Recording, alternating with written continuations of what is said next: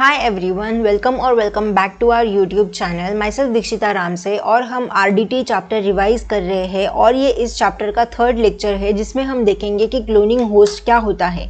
जो हमारा second lecture था उसमें हमने क्लोनिंग वेक्टर्स के बारे में डिस्कस किया था और आज के लेक्चर में हम देखेंगे कि क्लोनिंग होस्ट क्या होता है और क्लोनिंग होस्ट के टाइप्स क्या होते हैं, इसकी प्रॉपर्टीज़ क्या होती है, ये सारी चीज़ें। So cloning host are the organism used to replicate और express the DNA inserted into them, कि ऐसे होस्ट ऑर्गेनिज्म जिनके अंदर डीएनए इंसर्ट किया गया है वो खुद को किस तरीके से रेप्लिकेट कर रहे हैं, उनके अंदर रेप्लिकेशन हो रहा है, उसको बोलेंगे हम क्लोनिंग होस्ट। ठीक है, यानी कि जो वेक्टर था वो हमने ऑर्गेनिज्म के अंदर डाल दिया, उसको बोलेंगे हम होस्ट, और अब वो आगे जाके खुद को मैनिपुलेट करेगा या फिर रेप्लिकेट करने का काम करेगा। तो cloning host can either be prokaryotic जैसे कि बैक्टीरिया या फिर यूकैरियोटिक। तो सबसे पहले हम डिस्कस करेंगे प्रोकैरियोटिक होस्ट के बारे में। तो मोस्ट कॉमनली जो क्लोनिंग के लिए यूज़ किए जाते हैं वो होते हैं प्रोकैरियोटिक होस्ट, जिसमें हम सबसे पहले देखेंगे ई कोलाई के बारे में। The most popular bacteria, E coli का फुल फॉर्म होता है इस्चेरेस्टिया कोलाई।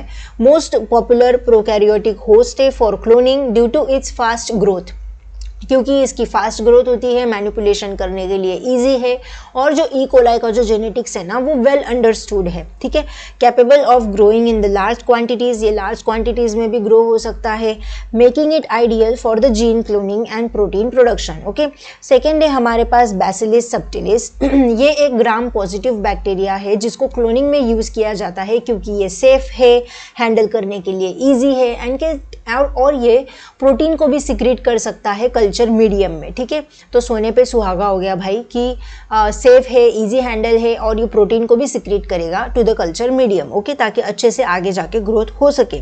अगर हम प्रोकैरियोटिक होस्ट के प्रॉपर्टीज़ की बात करें तो सबसे पहले है फास्ट ग्रोथ एंड डिवीजन, कि जो प्रोकैरियोटिक होस्ट होते हैं ना ये फास्ट ग्रोथ करते हैं, फास्ट डिवीजन करते हैं, allowing for the rapid cloning and the protein production, ताकि जल्दी जल्दी प्रोटीन का प्रोडक्शन हो सके। इनका सिंपल जेनेटिक्स होता है which makes them easier to manipulate using recombinant DNA techniques. Easy transformation होता है, making them excellent host for the recombinant DNA, की ईजी ट्रांसफॉर्म हो जाते हैं भाई एक दूसरे के अंदर, तो एक्सेलेंट होस्ट होते हैं रिकॉम्बिनेंट डीएनए टेक्नोलॉजी के लिए। लो न्यूट्रिएंट रिक्वायरमेंट, इनको ज़्यादा न्यूट्रिशन की ज़रूरत भी नहीं पड़ती, तो ये कॉस्ट इफेक्टिव होते हैं। अगर हमें लार्ज स्केल पे अगर कोई कल्चर करना है अगर, तो हमें ज़्यादा कॉस्ट नहीं लगेगी, तो ये कॉस्ट इफेक्टिव होते हैं क्योंकि इसके लिए न्यूट्रिशन कम है। ठीक है, नेक्स्ट है lack of post translational modification.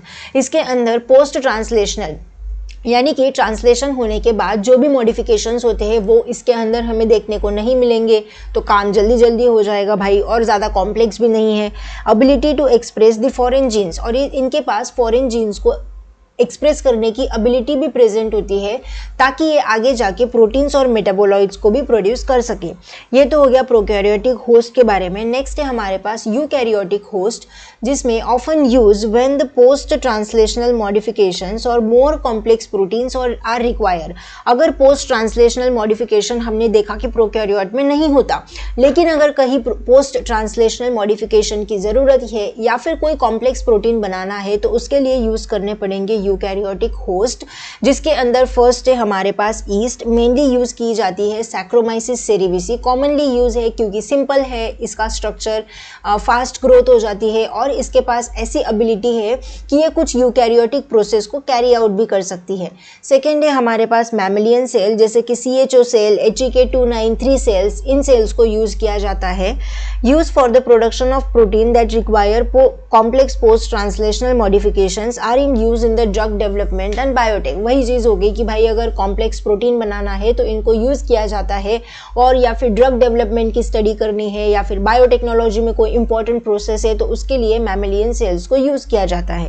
Next है हमारे पास इंसेक्ट सेल, जैसे कि हो गया SF9 cells, used when the large amount of protein production are needed. जब हमें बहुत ज़्यादा अमाउंट में प्रोटीन चाहिए तो इंसेक्ट सेल्स यूज़ किए जाते हैं, स्पेशली बैक्यूलोवायरस वेक्टर्स इसमें यूज़ किए जाते हैं specially.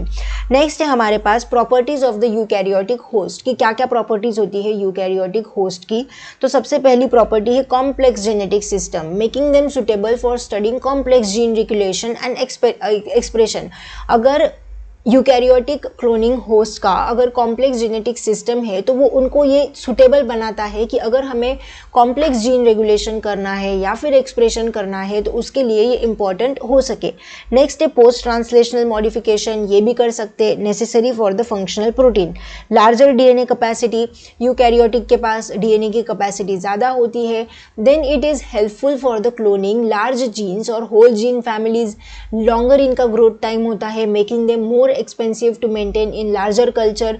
High risk of contamination भी देखने को मिलता है लेकिन इसमें, और expression of the eukaryotic protein, और ये यूकैरियोटिक प्रोटीन का एक्सप्रेशन भी कर सकता है, ठीक है ना। लेकिन इसके लिए ज़्यादा न्यूट्रिशन लगेगा तो ये थोड़ी एक्सपेंसिव प्रोसेस हो जाती है। तो ये सारी चीज़ें हो गई क्लोनिंग होस्ट के बारे में, जिसमें हमने प्रोकैरियोटिक और यूकैरियोटिक होस्ट और उनकी प्रॉपर्टीज़ को डिस्कस किया। प्रोकैरियोटिक में हमने 2 होस्ट को डिस्कस किया, फर्स्ट था ई कोलाई, सेकेंड था बैसिलस सबटिलिस। और यूकैरियोटिक में हमने डिस्कस किया yeast, mammalian cell and insect cells के बारे में। आई होप कि आपका रिवाइज हो गया होगा और आपको समझ में आ गया होगा कि क्लोनिंग होस्ट क्या होता है। Thank you so much for watching. मिलते हैं हम नेक्स्ट लेक्चर में, तब तक के लिए keep achieving, keep learning, keep thriving. Bye bye and take care. You can support my channel by scanning this QR code via UPI.